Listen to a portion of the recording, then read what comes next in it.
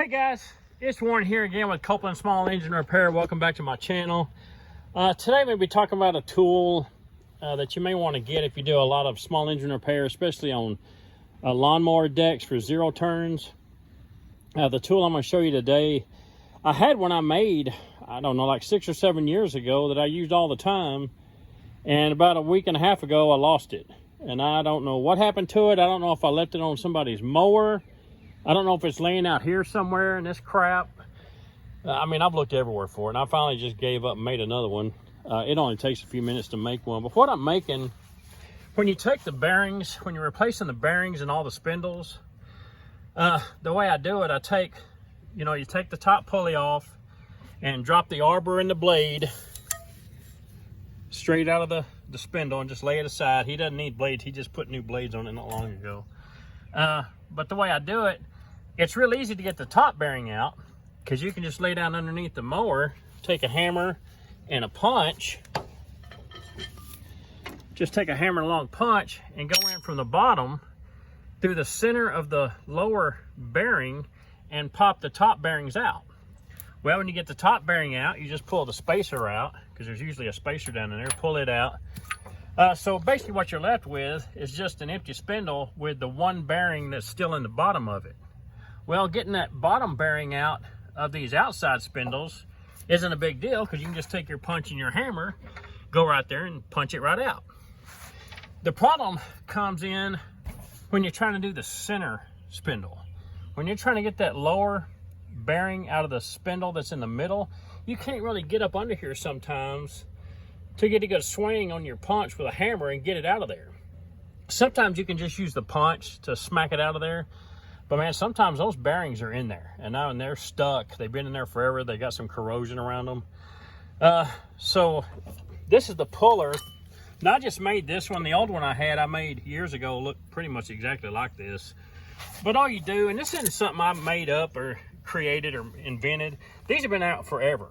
But to go buy one of these, they usually come in a kit, and the kit's like $250. Well, I don't want to buy the whole kit. I just need something simple because the only thing I use this for is to pull bearings out of deck spindles. And it's just an air hammer. And I went to Harbor Freight and just got this cheap small air hammer because it's just used for this. I got a big ass air hammer in there I use for everything else. But I just took the stinger, a regular stinger for the air hammer. It was a chisel, I think, and I cut the chisel part off just so I'd have this part that goes in the air hammer. This is like a 1-inch wide piece of flat steel. It's like an 1/8 of an inch thick. And some standard 3/8/16 all thread.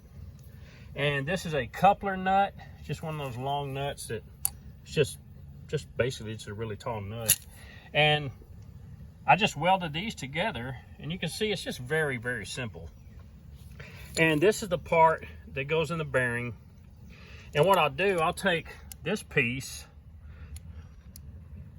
looks like that. I'll drop it down in there so it sticks out through the bottom of that bearing. And I'll screw, see if I can do this. I'll screw this tool, you get a better look at it. I'll screw this tool with this nut right here right onto that, and then when I pull the trigger on this air hammer, it will pull the bearing out the bottom.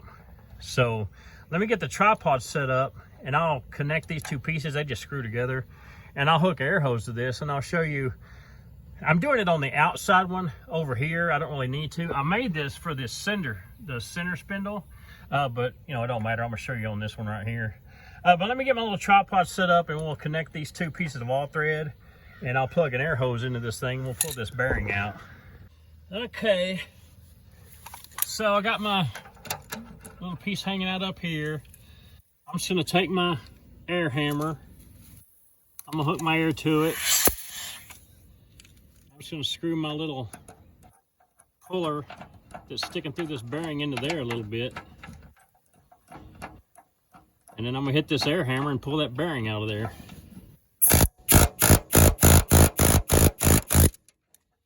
Voila. And man, like I said, doing these outside bearings isn't a big deal with a hammer because you can get a swing on it. But man, doing this center bearing in here, go ahead and get it out. Let me move the camera. Let me drop my little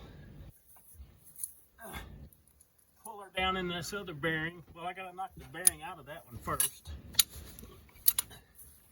Let me knock the top bearing out.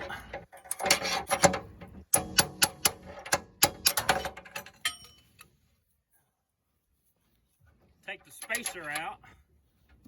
And the reason the top bearing comes out easier is because the top bearing doesn't have water sitting on it. If water or moisture gets in these spindles, it always goes to the bottom, so it sits on the bottom bearing.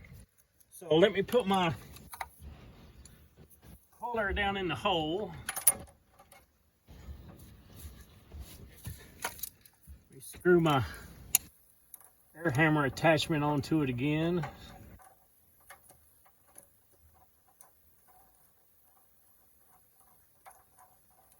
And you don't have to thread it all the way in there, just get it in there good. And I'm gonna pull this one out. And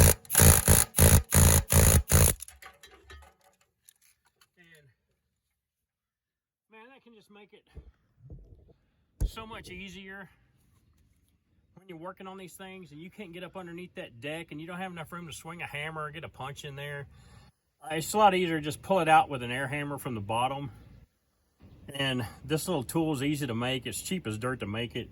I wish I could find the one I've had for, I don't know, 10 years. It's around here somewhere. But I made another one and it worked, so I'll just get on with my life. But thanks for watching. Catch me later.